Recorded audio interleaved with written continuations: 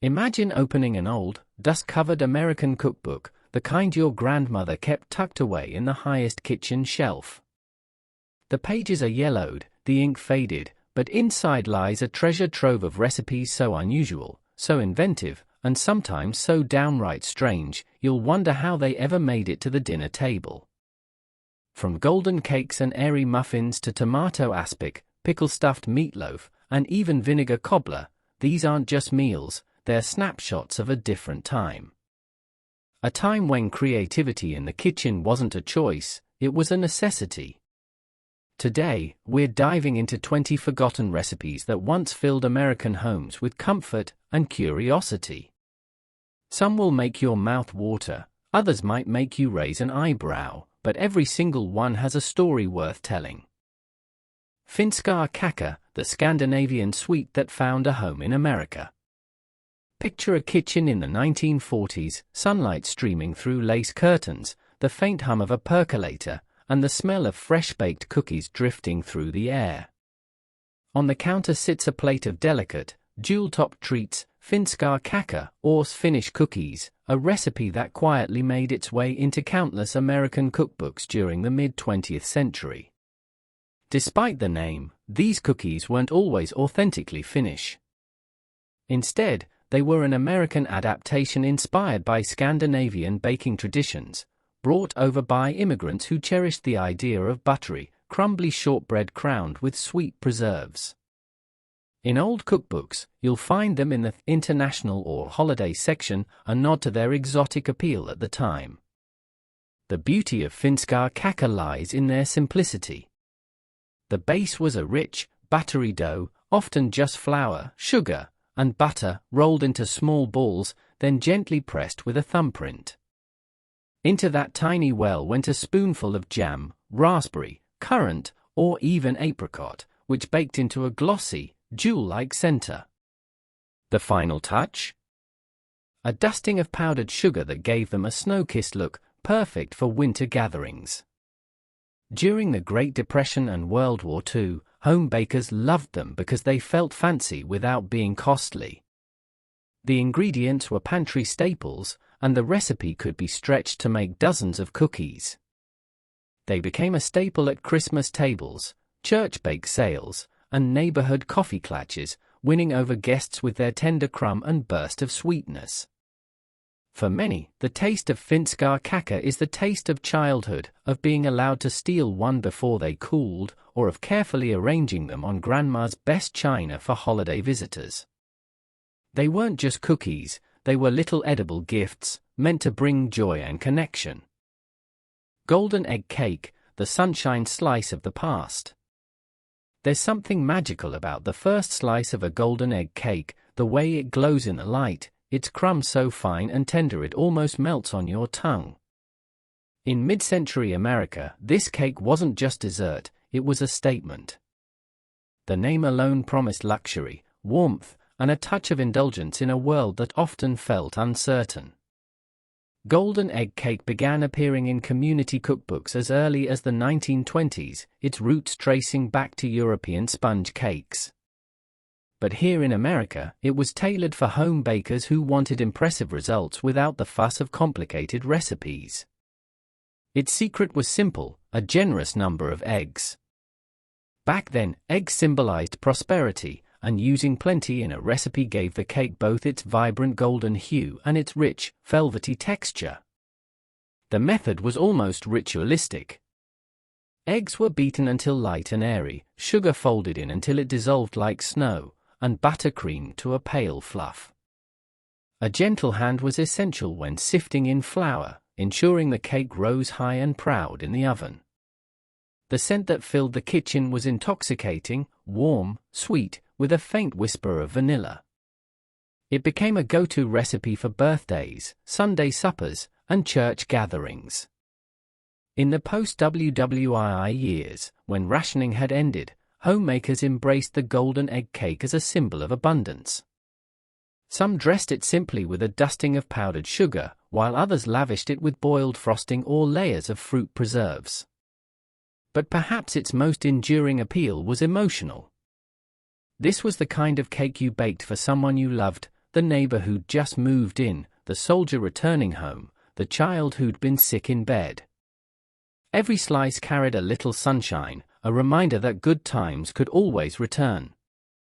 Today, it's a recipe that rarely graces modern tables, but in its day, the golden egg cake was pure joy on a plate, a golden beacon in the heart of the American kitchen. Light as feather muffins, the breakfast that floated off the plate. In the 1930s and 40s, when breakfast was the most celebrated meal of the day, homemakers prided themselves on serving something warm, fresh, and inviting straight from the oven. Among the treasures tucked into old community cookbooks was a recipe with a name that promised pure magic, light as feather muffins. And true to their name, these weren't the dense, heavy muffins we often see today. They were airy, delicate, and so tender they seemed to vanish the moment they touched your tongue. The secret wasn't complicated, but it was precise.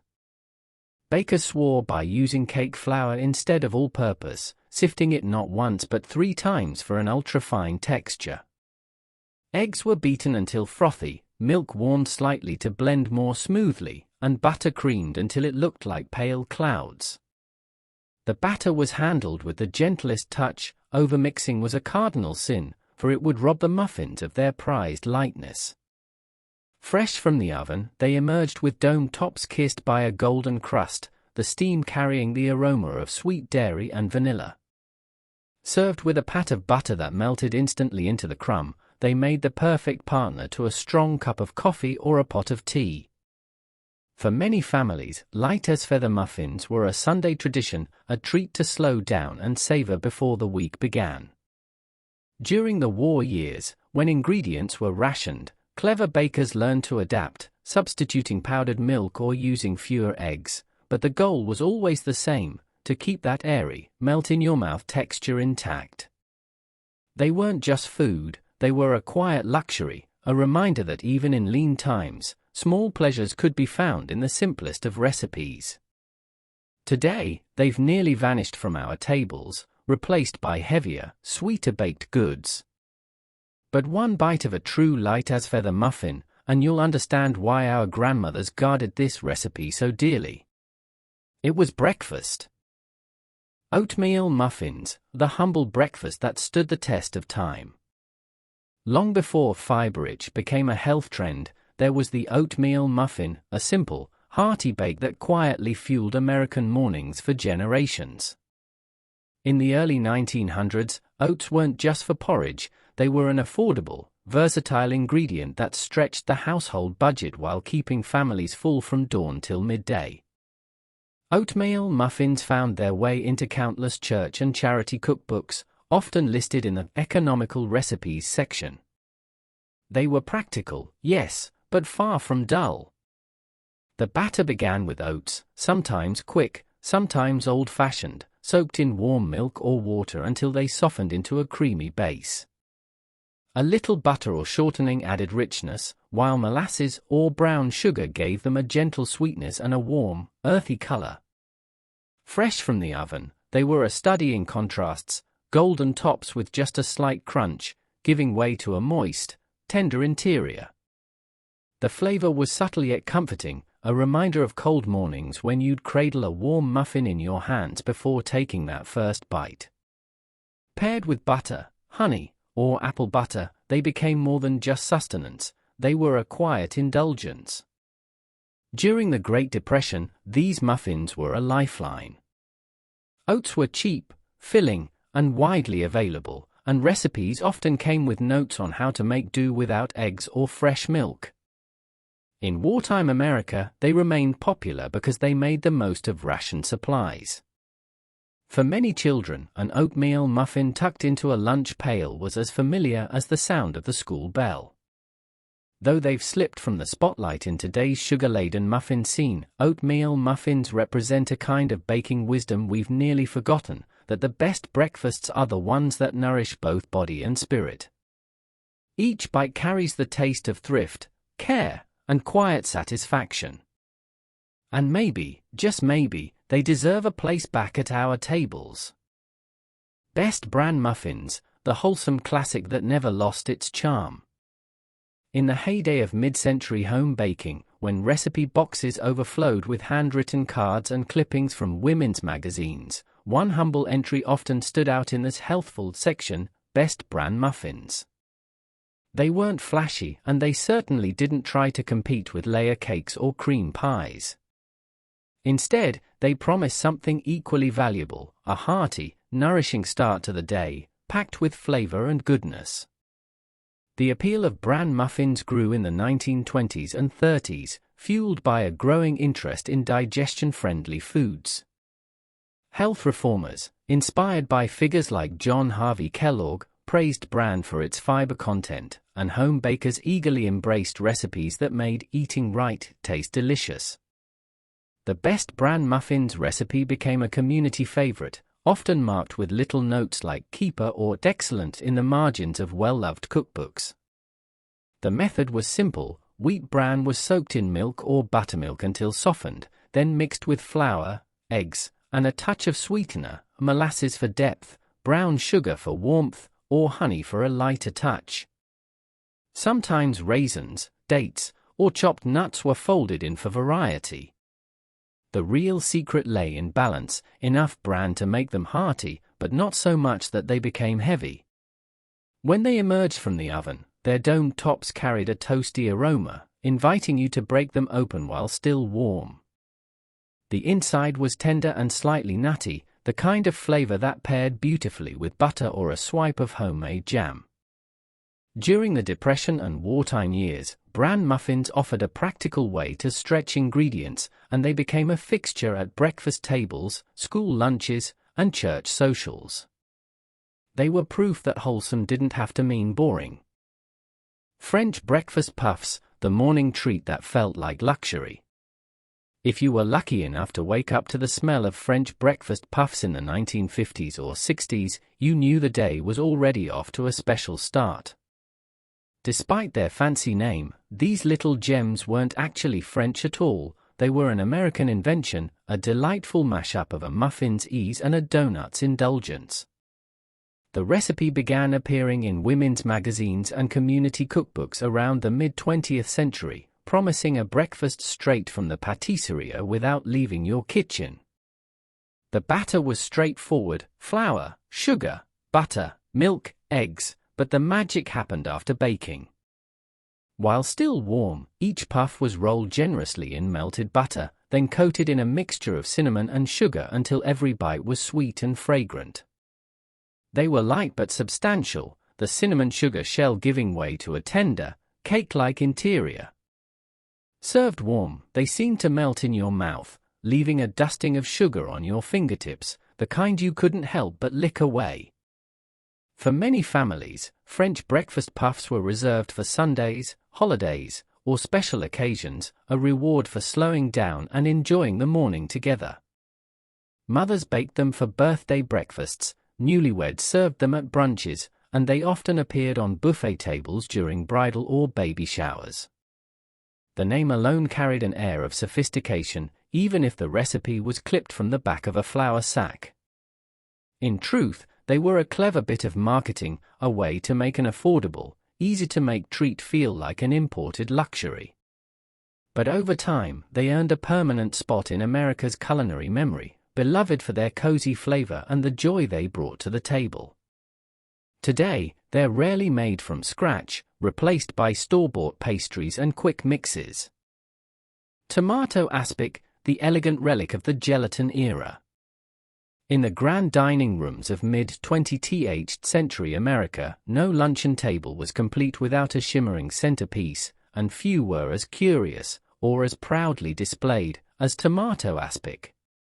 Today, it may raise eyebrows, but in its prime, it was considered the height of sophistication, a dish that signaled both culinary skill and social refinement. Tomato aspic belongs to the gelatin craze that swept America from the 1920s through the 1960s. Inspired by French savory jellies and propelled by the popularity of Jell-O, homemakers began molding not just fruit salads but vegetables, meats, and even seafood into ornate shapes. The tomato version, part salad, part cold soup, was one of the most enduring. The process began with tomato juice, often seasoned with Worcestershire sauce, vinegar, celery salt, and sometimes a dash of hot sauce for brightness. Gelatin was dissolved into the hot mixture, then poured into decorative molds.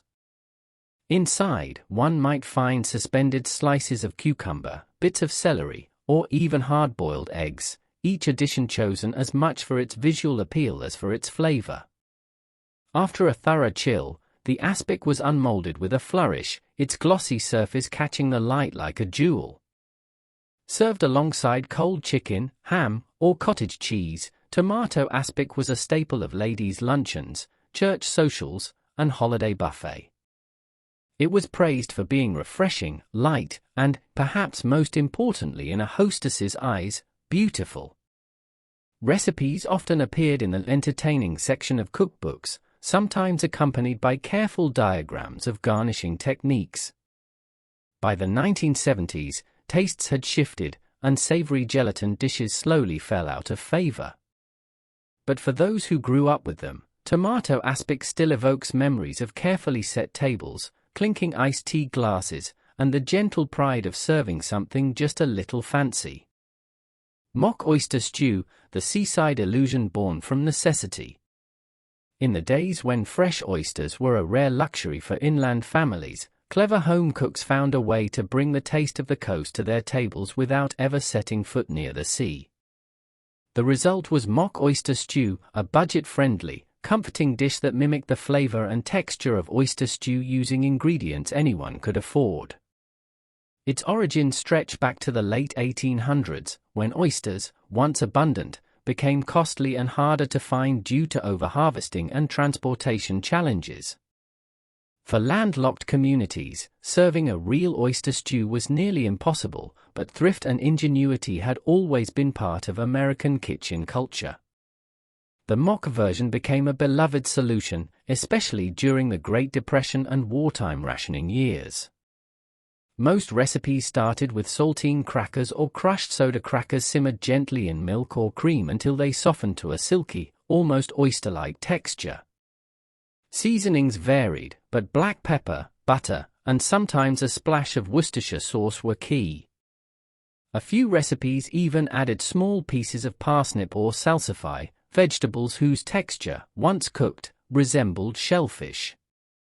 The result was a pale, velvety stew with a delicate briny flavor that could easily fool the imagination, especially when served hot on a cold winter night.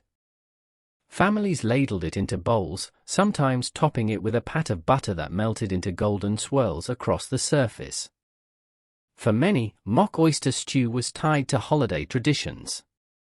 It appeared on Christmas Eve menus in households that followed the old custom of eating fish or seafood before the holiday, even if the seafood came from crackers and clever seasoning. Though it may seem quaint or even puzzling today, this dish is a testament to the resourcefulness of home cooks. They didn't just make do, they made something memorable. Cream chipped beef on toast, the comfort and controversy of a wartime staple. Few dishes in American history inspire as much nostalgia, and as many nicknames, as cream-chipped beef on toast. To some, it was pure comfort food, warm, creamy, and deeply satisfying. To others, especially military veterans, it was remembered with a smirk under its less-than-flattering nickname, SOS, stuff on a shingle, or a saltier version of the phrase. This dish became famous during World War II, when the U.S. military needed meals that were inexpensive, filling, and easy to prepare in bulk. Chipped beef, thin slices of dried, salted beef, was ideal. It had a long shelf life, didn't require refrigeration, and could be rehydrated quickly. Combined with a simple white sauce made from butter, flour, and milk, it transformed into a savory, peppery gravy that was ladled over toast or biscuits. The flavor was salty and hearty, with the beef stew contrasting against the smooth, velvety sauce. Served hot, it was a stick-to-your-ribs breakfast that fueled soldiers through long, grueling days. After the war, many returning servicemen brought their taste for the dish back home, and recipes for cream chip beef on toast began appearing in mid-century cookbooks. In civilian kitchens, it often became a weekend breakfast or a quick weeknight supper, especially for families on a budget. Some added peas or hard-boiled eggs to stretch the meal, while others used fresh bread, English muffins, or even cornbread as the base. For those who grew up with it, cream chip beef on toast wasn't just a recipe, it was a memory. It might have been served in a bustling mess hall or in a quiet kitchen with the radio playing in the background. Either way, it carried the flavor of resilience and practicality, proof that a few humble ingredients could feed both body and spirit. Mock chicken salad, the poultry-free picnic favorite.